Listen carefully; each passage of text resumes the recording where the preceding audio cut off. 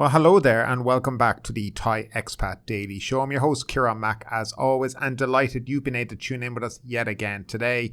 Now, before we do get into today's stories, don't forget to like this video, subscribe to the channel, comment if you want to, and also give us an old share on social media if you can.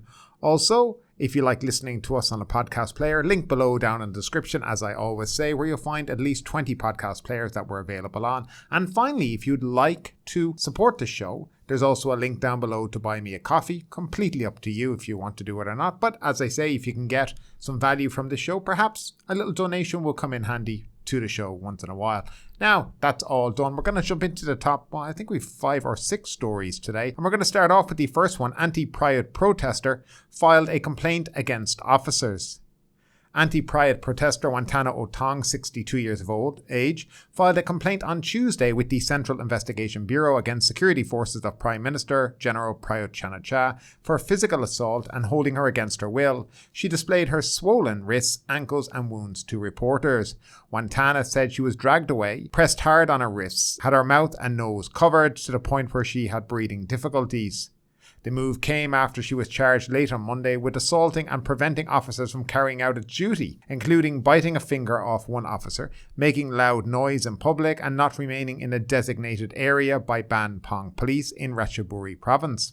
The crime of assaulting and obstructing officers from carrying out its duty is subject to a maximum imprisonment term of 1 year and or a fine of no more than 10,000 baht. Wantana's move came after she was granted bail.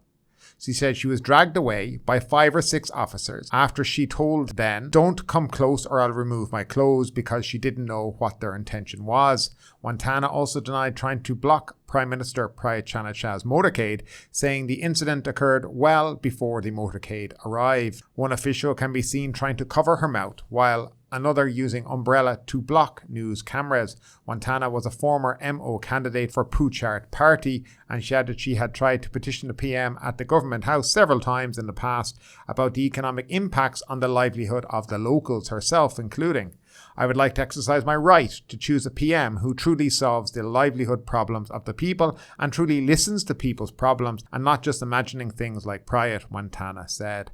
Now, this basically stemmed from his trip to Ratchaburi, where he had some kind of an event planned as part of his election push, and this woman was just shouting. She wasn't particularly doing anything wrong, but of course the security forces moved in, and you can, if you watch the video online, it can be seen on various other news outlets. You will see that the woman was in essence assaulted by these guys, and it really does truly show that the Prime Minister here, he doesn't want to listen to criticism or people who might be booing him. He only wants to listen to the cheers. "Oh, look at me, they love me," but oh yeah, people who actually have issues and problems are, we have to shut them up because God forbid they could have any kind of a voice.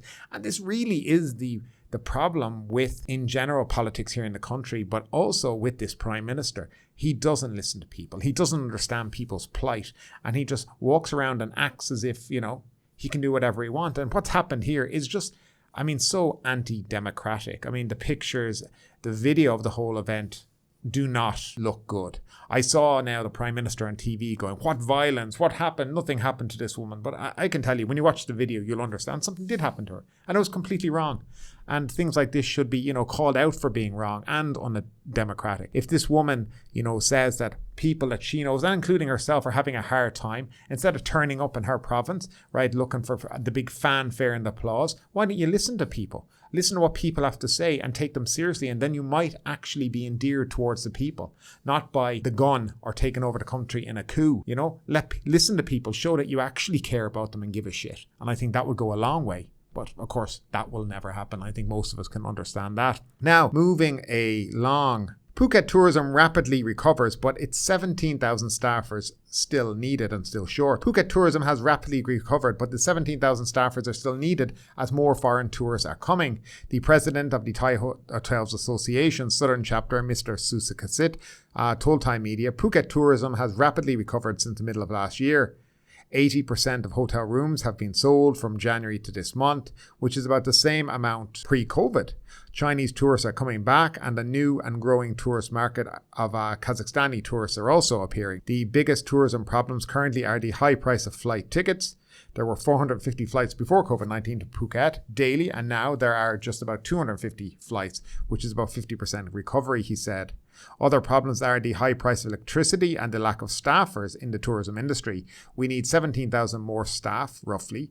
We have cooperated with the colleges and universities in Thailand to send us trainees, he said.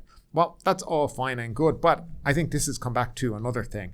Why are people who were working in the industry before not returning to the industry now? Look at those points. There's no point to start crying about staff not being available. You need to look at why so many people left the industry during COVID and have never returned.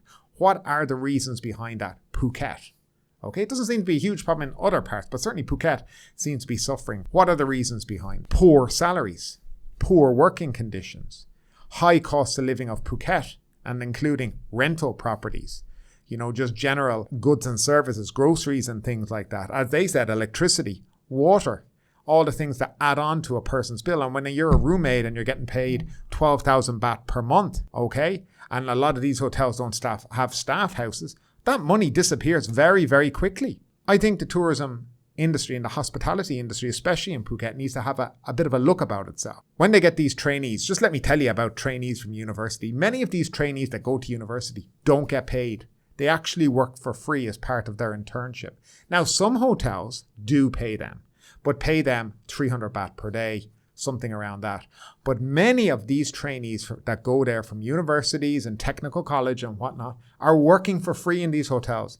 They don't even get service charge. They get nothing. Some of them get a small allowance. Some get 100 baht per day and get their meals while they're on duty. But at the end of the day, the hotels are getting these staff basically for free. So if Phuket wants to attract more people, it's time to look deep inside at what exactly is wrong, why hotels can't find staff, and start to think, forget about service charge for a while, think about the salary you pay them, because they're all still paying them the shitty salaries that they paid them before COVID. But what I think has happened during COVID and after COVID is people, A, can't afford to go back and live and work in Phuket. And secondly, what I think has happened is people have found alternative employment, something that makes them happier than having to listen to tourists shouting at them all day, behaving poorly, having to work long hours for very little reward. And I think that has a lot to do with it. But nevertheless, I'd love to know what you think about this as well. Have you stayed in Phuket? How have you found the staff there? Have you stayed recently? Have you found the hotel that you stayed in to be understaffed? As always, your comments down below in that comment section are greatly appreciated. Now, next story. A Thai committee on public health suggests e-cigarette regulation and an end to the ban on vaping. Now, we'll go through this story really quick and then we'll go to another story which shows how out of touch these committees are. The Thai Committee on Public Health has recommended the regulation on e-cigarettes and the end of the current ban on vaping in the country. The committee has suggested that the government should create a regulatory framework for e-cigarettes that would ensure their safety and quality. They also suggest that the sale of e-cigarettes should be restricted to those over the age of 18. The current ban on vaping in Thailand has been in place since 2014, and those caught vaping can face fines and even imprisonment. However, many vapers in Thailand continue to use e-cigarettes despite the ban.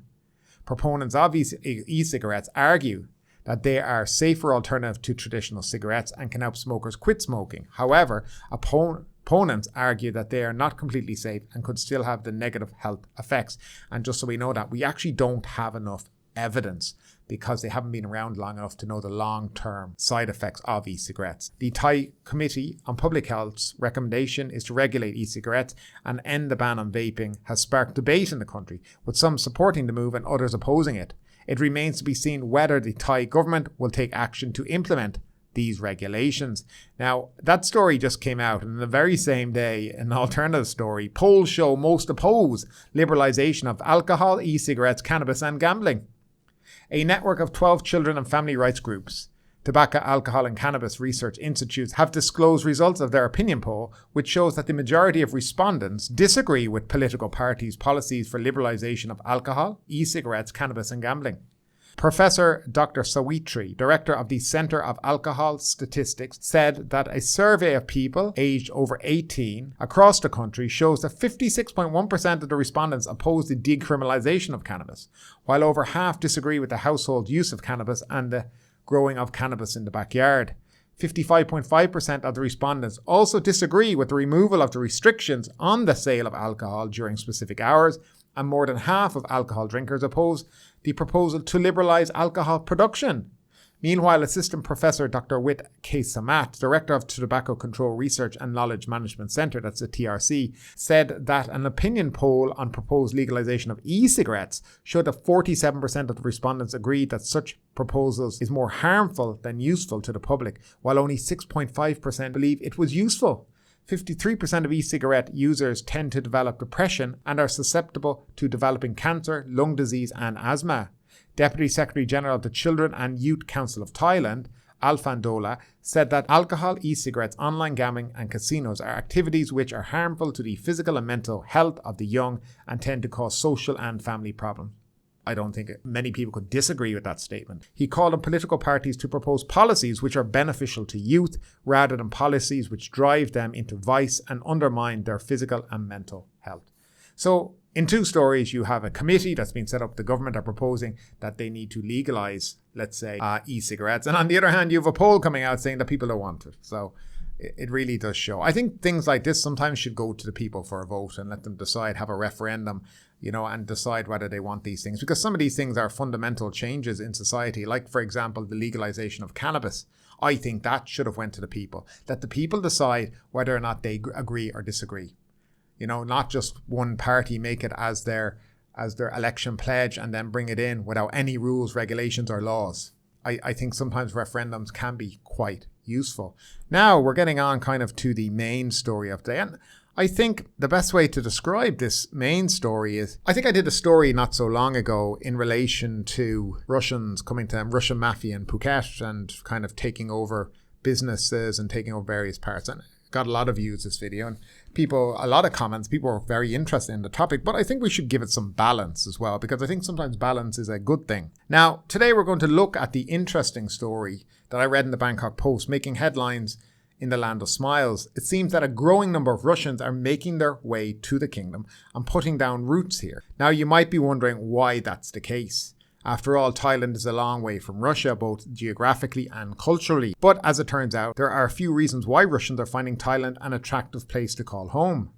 Now, before we delve a little bit further into this, just to give you an idea of the numbers visiting over the last 2022 versus 2023. So in 2022, the number one source market for Thailand was actually Malaysia, with 1.948 million people visiting. Second was India, with just under a million. Third was Singapore. But right down at the bottom, ninth actually, was 433,000 Russians visited. Now this year alone, and we're in March, but this poll or this statistics end at the February 26th. Malaysia was top at just over 500,000, with Russia second at 375, followed by South Korea at 316,000. So you can see there has been an awful lot of Russians. Now, before, as I say, I delve a bit further into this, and it's just a quick kind of take on the article that I saw and kind of bringing to you another opposite or another thought process on why so many Russians are coming here. And a lot of it's kind of self-explanatory, but one of the things that I read today, or somebody had written, is the reason there's so many Russians coming here is, they can't go to Europe.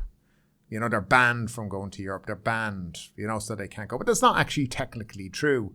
They're not technically banned from going to Europe. They can come through Europe via a third country. Now, you can't fly directly from Moscow to London or Moscow to Paris or anything like that. But you can fly, for example, from Moscow to, let's say, Istanbul, and then take a flight from Istanbul to that. And you have to get a Schengen visa. And they are still issuing. Countries are still issuing Schengen visas for Russians to go on holidays. But it's a little more difficult. And this is possibly why there's so many Russians vacationing in Thailand at the moment, is because maybe the choices are not as much as they used to be. Of course, Turkey will be always a big destination for Russian guests, and they love it there. And it's not as far really from, let's say, Russia to get to Istanbul as to other parts of the world. So yes, definitely a place they like to go. But Thailand now obviously has become a huge destination, and we can see 500,000 Russians have arrived here since January 1st, and you can think that is a good thing or a bad thing. But that's entirely up to you and your mindset and kind of your interaction with Russians. I've had both good and bad interaction with Russians. I find some of them so nice, so kind, especially the ones who speak English, the ones that I always find are really nice, polite, very nice to talk with. They understand, I guess, the culture of the country that they're in, and they try to be respectful. And then there's other ones that seem to not care where they are, and they behave exactly as they would in their own country, and they don't respect people around them, and I think that's where the problems come in. But nevertheless, one of the main reasons, and for one thing, Thailand's climate is a lot more hospitable than what you'll find in Russia. I mean, let's face it, the Russian winter can be brutal, and many Russians are more than happy to escape to a warmer climate for at least part of the year. And with Thailand's beautiful beaches, lush jungles, and warm sunshine, it's no wonder that more and more Russians are choosing to spend their winters here. And you can understand that, absolutely. But it's not just the weather that's drawing Russians to Thailand. There's also the matter of cost. For many Russians, Thailand is a relatively affordable place to live. The cost of living is lower than you'll find in many parts of Europe, and the exchange rate between the ruble and the baht is favourable to Russians at times. And then there's the matter of culture. Thailand has a rich and vibrant culture that's quite different from what you'll find in Russia. For many Russians, that's part of the appeal. They're looking for new experiences, new ways of seeing the world. And Thailand offers that in spades. Of course, it's not all sunshine and roses. There are challenges to living in a foreign country, no matter where you're from. Language barriers can be a real issue, and cultural difference can sometimes lead to misunderstandings. But for those who are willing to put in the effort, the rewards of living in Thailand can be tremendous. So that is kind of it, folks. Russians are putting down roots in the kingdom. They're buying up a lot of condos. They're planning to live here for a long time, and it's not hard to see why. Warm climate, affordable cost of living, rich cultural heritage. Thailand is a place that's worth considering if you are looking for a change of scenery. And I think that's one of the big attractions for Russians. But I do think there is an issue here also for Phuket as an island. I think it's losing its charm. And it's not just because of Russian tourists. I think it's mass tourism in general is ruining Phuket. Phuket, people might say Phuket lost its charm 30 years ago, and that could be correct. But I do believe that Phuket it's coming harder and harder to find Thai people in Phuket these days. And maybe that's during COVID, of course, they would have killed to have this many tourists here and this kind of mass tourism flowing through. And we can understand why people make their livelihoods from it, but not just a Russian issue. It's all of us. I think that the appeal of Phuket is slowly disappearing. And I think if they keep going the way they're going in terms of this attraction or this going out to get this mass kind of tourism, I think Phuket is not going to be a place people are going to want to live for much longer. But I'd love to know what you think about it all. I try to be fair on this podcast as well because, we had a couple of stories that were negative in fairness towards Russians. And I think it's always good to look at a perspective of why Russians are coming to Thailand. I met a Russian guy a few weeks ago and we were having a great chat. And he was such a nice guy. And really, he gave me a different perspective on some Russian. He tried to explain Russian people to me in general. And after talking with him, I kind of understood where he was coming from and what really was the issues here in Phuket and Thailand. And, if you know somebody from another country, maybe from Russia, sit down and talk with the people. Some of them are the nicest people. And I think it's worth bearing in mind, that there's always two sides to every story. And as I said, there's been a lot of negative in the news about Russians, and I think it's always good to bring positive and why they're coming here and the reasons they are. And I think that's very helpful to the overall situation. But saying that, right, the final story of today, I find a good one or interesting, not a good one. Bali wants to tighten visa requirements for Russian tourists. And this is what's going on in Indonesia. Authorities in Indonesia's popular holiday island Bali have asked the Central Immigration Agency to cancel a visa on arrival policy for both Russian and Ukrainian nationals after tourists were found working illegally. Not dissimilar to what's going on in Phuket, by the way. Russian nationals are among the biggest groups of foreign arrivals in Indonesia, according to official tourism data. At least 4 Russian citizens were deported this month for visa violations, and immigration authorities have repeatedly warned foreigners in Bali against working on tourist visas. Bali Governor Iwan Koster said on Sunday that he had asked the Ministry of Law and Human Rights to tighten visa requirements by cancelling the visa on arrival facility, specifically for Russian and Ukrainian citizens due to a series of violations. Because they are at war, so they flocked to Bali, including those who sought comfort or came to work here, he said, according to a post on the immigration agency's Instagram account. He added that these 2 countries were singled out because their citizens' infractions were more significant than those of others. He did not provide details of the violations, by the way. The move comes as Indonesians take to social media to complain about some Russian tourist actions in Bali, including a model who posed nude at a sacred tree and a man who allegedly hit a pedestrian while driving under the influence of alcohol. According to Indonesia's immigration agency, which is under the law ministry, declined to comment. The embassies of both Russia and Ukraine in Jakarta did not immediately respond for a request for comment. Indonesia allows nationals of certain countries to apply for a visa upon landing in the country, while others have to apply before departure. More than 77,500 Russians have arrived in the Southeast Asian country between September 2022 and January 2023 as COVID-19 restrictions were eased, compared with about 88,000 in the same period just before the pandemic. About 8,800 Ukrainian visitors arrived between September 2022 and January 2023. Known for its beaches, temples, waterfalls and nightlife, Bali drew 6.2 million foreign tourists in 2019, the year before the pandemic hit. And I think there's parallels probably to Phuket here as well. And of course, it'll be up to law enforcement and immigration to ensure that everybody, no matter what nationality you are, that you're behaving yourself on the island. And of course, Phuket now has the yellow and red card. That's right. I've just been thinking about that recently. I wonder if they're going to get referee jerseys and actually carry whistles with yellow and red cards, because I think that would be quite entertaining if they went down that kind of road. And it'd be quite the spectacle, you know. You could see it on the world news. Man gets deported for 2 yellow cards in one day. But nevertheless, that is it for today, guys. Hope you enjoyed the show. Thanks for tuning in as always, and we'll see you in a couple of days. But ultimately, with this story or anything else that stood out to you today, I'd love to know your thoughts in the comments down below. Because yes, this is a news show, but it's also a conversation. Now keep that conversation going. Make sure you like this video, subscribe to the channel, share the video, and do all the good stuff that does help that YouTube algorithm. But ultimately, my name is Kieran Mack. You've been listening to the Thai Expat Daily Show, and we will see you next time.